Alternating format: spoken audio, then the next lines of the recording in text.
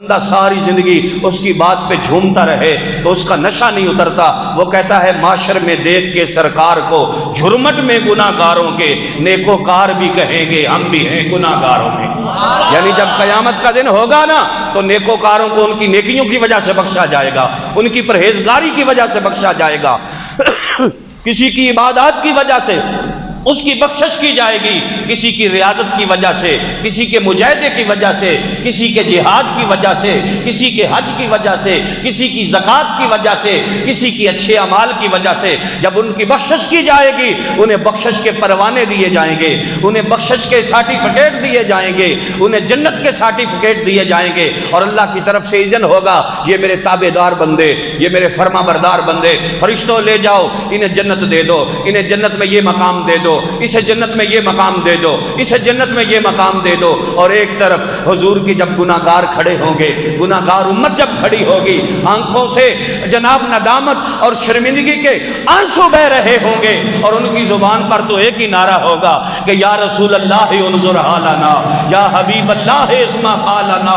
اننی فی بحر غم مغرق خذ یدی ساحل لنا اشکا لنا، کہ محبوبہ اگر آج تو کہہ دے کہ یہ میرا ہے تو جسے تو کہہ دے گا یہ میرا ہے، رب بھی فرمائے گا کہ پیارے جو تیرا ہے وہ میرا ہے۔ تو میرے پیارے آقا صلی اللہ علیہ وسلم اللہ کی بارگاہ میں ایک ہی دعا ہوگی، رب ہب لی امتی، رب ہب لی امتی، رب ہب لی امتی۔ یا اللہ آج نیکوکاروں کا سوال نہیں ہے، پرہیزگاروں کا سوال نہیں ہے، پروردگار عالم آج اپنی اولاد کا سوال نہیں ہے، میری بیٹی کو تو نے جنت کی عورتوں کا سردار بنا دیا، اپنے بچوں کا سوال نہیں ہے، میرے نواسوں کو تو نے جنت کے جوانوں کا سردار بنا دیا، اپنے یاروں کا سوال نہیں ہے، میرے ابو بکر اور عمر کو تو نے جنت کے بوڑھوں کا سردار بنا دیا، اپنے اصحاب کا سوال نہیں ہے، رضی اللہ عنہم ورضوا عنہ ذالک لمن خشی ربہ، میرے سارے صحابہ کو تو نے بخشش کا سرٹیفکیٹ دے دیا ہے،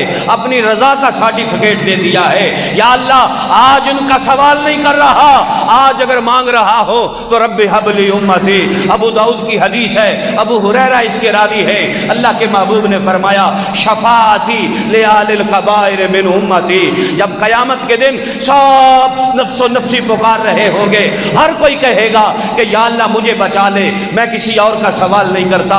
آدم صفیح اللہ بھی کہیں گے کہ یا اللہ مجھے اپنی ہے، کسی اور کی بات نہیں کرتا۔ نوح نجیح اللہ بھی کہیں گے کہ یا اللہ مجھے اپنا سوال ہے، کسی اور کی بات نہیں کرتا۔ موسیٰ کلیم اللہ بھی کہیں گے کہ یا اللہ میں اپنی بات کرتا ہوں، کسی اور کی بات نہیں کرتا۔ حضرت ابراہیم خلیل اللہ بھی کہیں گے کہ یا اللہ میں اپنی بات کرتا ہوں، کسی اور کی نہیں کرتا۔ حضرت اسماعیل ذبیح اللہ بھی کہیں گے کہ یا اللہ اپنی بات کرتا ہوں، کسی اور کی نہیں کرتا۔ حضرت عیسیٰ روح اللہ بھی کہیں گے کہ یا اللہ اپنی بات کرتا ہوں، کسی اور کی بات نہیں کرتا۔ تو ایک زبان پر یہ الفاظ ہوں گے کہ یا اللہ میں اپنی بات نہیں کرتا، اپنی اولاد کی بات نہیں کرتا، میں اپنی بیٹی کے لیے نہیں، میں اپنے نواسوں کے لیے نہیں، اپنے صحابہ کے لیے نہیں، شفاعتی لأہل الکبائر من امتی، میرے مالک میری امت میں جنہوں نے بڑے گناہ کیے ہیں، جو نیکوکار ہیں انہیں اپنے فضل سے بخش دے، جو گناہ گار ہیں انہیں میری شفاعت سے بخش دے۔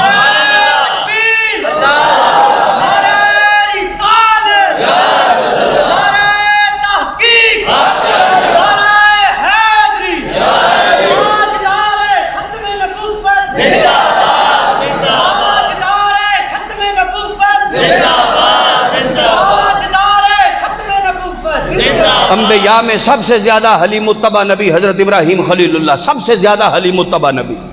فرشتے جب آئے نا قوم لوط کی طرف عذاب لے کے جانے لگے تو راستے میں مہمان ٹھہرے حضرت ابراہیم خلیل اللہ کے، جانے لگے، رب سے کہا یا اللہ تیرے خلیل کا ڈیرا ہے، اگر اجازت دے تو مل نہ لے۔ آج تو اللہ والوں کو ملنے کی بات ہم کرتے ہیں نا تو لوگ کہتے ہیں یہ کہاں سے ثابت ہے، یہ کہاں سے ثابت ہے؟ نہیں نہیں، یہ نقل کے اندھوں کو پتہ ہی نہیں ہے کہ یہ ذوق کیا ہے۔ کیوں جی؟ یہ شوق کیا ہے، یہ ذوق کیا ہے؟ دو عالم سے کرتی ہے بیگانہ دل کو، عجب چیز ہے لذت آشنا۔ جنہوں نے یہ لذت پائی نہیں ہے انہیں کیا پتا۔ انہیں کیا پتا کہ ان اللہ والوں کے ڈیرے پہ کیا سرور ملتا ہے، کیا کیف ملتا ہے، کیا سکون ملتا ہے، کیا اطمینان ملتا ہے۔ وہ کہنے لگے یا اللہ جا تو رہے ہیں، قوم لوط کو عذاب بھی دیں گے، اگر تو اجازت دے تو تیرے نبی خلیل کو مل کے نہ چلے جائیں۔ فرمایا چلو اگر تم زیارت سے مشرف ہونا چاہتے ہو تو ابراہیم کو مل کے چلے جانا۔ تو وہ فرشتے آئے نا بشریت کے لباس میں، حضرت ابراہیم کے آگے مہمان بن گئے۔ جب آپ کے مہمان بن گئے آپ نے ان کی میزبانی کی، جب میزبانی کی وہ جانے لگے، فرمایا کدھر جا رہے ہو؟ کہنے لگے قوم لوط کی طرف جا رہے ہیں۔ فرمایا کیوں جا رہے ہو؟ کہنے لگے کہ ہم انہیں عذاب دینے کے لیے جا رہے ہیں۔ فرمایا کس وجہ سے؟ کہا ہمیں اللہ نے حکم دیا ہے کہ یہ قوم بڑی بدبخت ہے، یہ قوم بڑی ظالم ہے، یہ بڑے سیاکار لوگ ہیں، یہ فجار لوگ ہیں، یہ عیاش اور بدماش لوگ ہیں، ان کو تباہ کر دو، انہیں برباد کر دو۔ حضرت ابراہیم خلیل اللہ کہتے ہیں ذرا تھوڑی دیر ٹھہر جاؤ، پہلے مجھے اپنے رب سے بات کرنے دو، مجھے اپنے رب سے بات کرنے دو۔ فرشتے کہتے ہیں حضرت بات ٹھیک ہے، آپ اللہ سے بات کریں مگر ہم حکم کے پابند ہیں۔ اللہ کا قرآن کہتے ہیں تجادلنا فی قوم لوط، میرے ابراہیم کو دیکھو کہ قوم لوط کے بارے میں مجھ سے جھگڑتا ہے۔ تجادلنا فی قوم لوط، اللہ کا قرآن کہتے ہیں دیکھو میرے ابراہیم کو کہ قوم لوط کے بارے میں مجھ سے جھگڑتا ہے، اور جھگڑ کے کہتا ہے نہیں یا اللہ انہیں چھوڑ دے، یا اللہ انہیں چھوڑ دے، یا اللہ انہیں چھوڑ دے، یا اللہ انہیں معاف کر دے، یا اللہ انہیں معاف کر دے۔ قوم لوط کے بارے میں مجھ سے جھگڑا کرتا ہے۔ جتنے بھی انبیاء آئے قوم نافرمان ہو گئی، انہوں نے اپنی قوم کے لیے بد دعا کر دی۔ حضرت نوح علیہ السلام کی قوم نافرمان ہوئی، قوم کے لیے بد دعا کی۔ یونس علیہ السلام کی قوم نافرمان ہوئی، بد دعا کر دی۔ زکریا علیہ السلام کی قوم نافرمان ہوئی، بد دعا کر دی۔ ہود علیہ السلام کی قوم نافرمان ہوئی، انہوں نے بد دعا کر دی۔ موسیٰ علیہ السلام کی قوم نافرمان ہوئی، اللہ کے نبی نے دعا کر دی ربنا اطمس علی اموالہم، یا اللہ ان کے مالوں سمیت انہیں تباہ اور برباد کر دے۔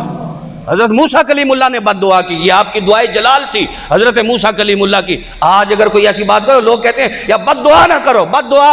حضرت موسیٰ کلیم اللہ کیا کہہ رہے ہیں ربنا اطمس علی اموالہم، یا اللہ ان کے مالوں سمیت انہیں تباہ کر دے، ان کے مالوں سمیت انہیں برباد کر دے۔ تو نے مال دیا، یہ تیرا نافرمان بن گیا۔ فرعون کو تو نے حکومت دی تو یہ تیرے مقابلے میں آ کے کھڑا ہو گیا۔ فرعون کو تو نے حکومت دی تو اس نے تیرے دین سے ٹکر لے لی، تیرے قانون سے ٹکر لے لی۔ پروردگار اسے تباہ کر دے، اسے برباد کر دے۔ اللہ کے نبیوں نے اپنی قوموں کے لیے آپ بد دعائیں کی، مگر ابراہیم علیہ السلام وہ نبی تھے کہ قوم اپنی نہیں ہے، لوط علیہ السلام کی قوم ہے، ان کی طرف فرشتے عذاب کے لیے جا رہے ہیں۔ تو حضرت ابراہیم کہتے ہیں کہ ٹھہرو، ابھی نہیں، میں اپنے رب سے بات کر لوں۔ اور پھر رب سے اس بات پہ جھگڑتے ہیں کہ اے پروردگار اس قوم کو عذاب نہ دے۔ اور پھر اللہ کا قرآن کہتا ہے تجادلنا فی قوم لوط، یہ دیکھو ابراہیم کو کہ قوم لوط کے بارے میں یہ مجھ سے جھگڑا کرتا ہے۔ مگر آج جب معاشر کا میدان ہے تو ابراہیم علیہ السلام بھی کیا کہتے ہیں کہ اے پروردگار فمن تبعنی فانہ منی ومن عصانی فانک غفور الرحیم۔ باقی نبیوں نے کہا کہ یا اللہ انہیں تباہ کر دے، انہیں برباد کر دے۔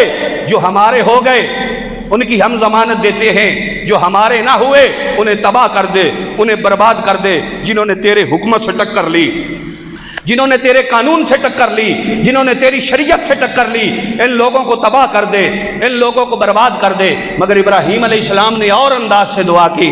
آپ کہتے ہیں فمن تبعنی فانہ منی، یا اللہ جو فرما بردار ہو گئے، جو چنگے ہیں، جو چنگے ہیں، سمجھ آ رہی ہے کہ نہیں آ رہی؟ یا اللہ جو چنگے ہیں وہ میرے ہیں، اور جو مندے ہیں پروردگار فانک غفور الرحیم، تو غفور الرحیم ہے، تیری مرضی آئے بخش دے، تیری مرضی آئے پکڑ لے، اس میں میرا عمل دخل کوئی نہیں۔ مگر جب تیرے میرے کریم لجپال کی باری آتی ہے، اب ذرا کہہ دے سبحان اللہ، بھائی ذرا سینے کے زور سے کہہ دو سبحان اللہ۔ جب آمنہ کے لال کی باری آتی ہے، جب زارا کے بابے کی باری آتی ہے، جب حسنین کریمین کے نانے کی باری آتی ہے، جب تیرے میرے غمخوار آقا اس لجپال محبوب کی باری آتی ہے، تو میں قربان جاؤں اس یار کی عظمتوں پہ، اس محبوب کی شانوں پہ۔ ارے لوگو، جب مدینے کے تاجدار کی باری آتی ہے، جب ختم نبوت کے شاہ سوار کی باری آتی ہے، جب اس شاہ ابرار کی باری آتی ہے، جب شہنشاہ حسینہ کی باری آتی ہے، جب تتمہ دور و زمان کی باری باری آتی ہے، جب نبی غیب داں کی باری آتی ہے تو وہ کریم لجپال آقا رب کی بارگاہ میں کیا کہتا ہے؟ شفاعتی لأہل القبائر من امتی، پروردگار عالم جو ستھرے ہیں وہ تو لے لے، انہیں اپنے فضل سے بخش دے، جو گندے ہیں وہ مجھے دے دے، انہیں میری شفاعت سے بخش دے، جو چنگے ہیں انہیں اپنے کرم سے بخش دے، جو مندے ہیں انہیں میری شفاعت سے بخش دے۔ تو اس لیے اس نے یہ بات کی تھی کہ سرکار کو دیکھ کے جھرمٹ میں گناہ گاروں کے، سرکار کو دیکھ کے جھرمٹ میں گناہ گاروں کے نیکوکار بھی کہیں گے ہم بھی ہیں گناہ گاروں میں۔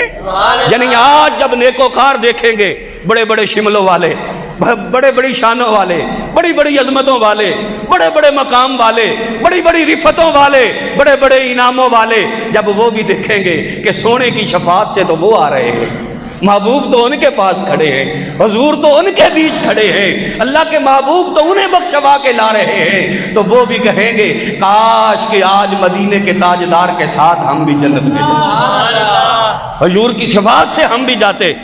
جب جاتے تو پھر تعارف تو ہوتا ہے نا جی، اے کتھوں آیا جی، اے کون آیا جی، تعارف ہوتا ہے کہ نہیں ہوتا؟ پھر تعارف ہوگا، جنتیوں کا ایک دوسرے میں تعارف ہوگا، تسی کتھوں آئے ہو جی؟ میں جی فلانی جگہ تو آیا، کیڑی وجہ تو اللہ بخشیا؟ میں غریب پرور ساں، اللہ بخش دیتا۔ تو ہاں جی، فرمایا ساری رات جاگدا ساں، غفور الرحیم ہے، انہیں کوئی سجدہ قبول کر لیا، بخش دیتا۔ تسی جی، فرمایا روزے بڑے رکھیں ڈٹ کے ٹکا کے، گرمیاں دے بھی کدی نہ چھڈے، اللہ نو رحم آ گیا، ترس آ گیا، اس آ گیا چلو یہ قبول کر لو، انہیں بھی بخش دے۔ تسی جی، میں جناب حج کیتا، اللہ تعالیٰ نو قبول کر لیا، مہربانی کیتی، رب نے مالک دی کرم نوازی ہوئی، اللہ بخش دیتا۔ تسی جی، میں جی قرآن پاک بڑا پڑھیا، کثرت تلاوت دی وجہ تو، قرآن دے پیار دی وجہ تو، اللہ نے فرمایا چل تو بھی ٹر جا۔ کیوں جی؟ سبب نے نا، بخشش دے بہانے، اللہ پاک کی بخشش بہانے ڈھونڈتی ہے نا بندے کو بخشنے کے لیے۔ تو کیوں بخشیا گیا ہے؟ تو کسی کو پوچھا ہے تو وہی، اس نے کہا من تو کوئی پتہ نہیں، چنگا کم بھی کوئی نہیں، چنگا عمل بھی کوئی نہیں، بس دل چ حضور دا پیار ضرور سی۔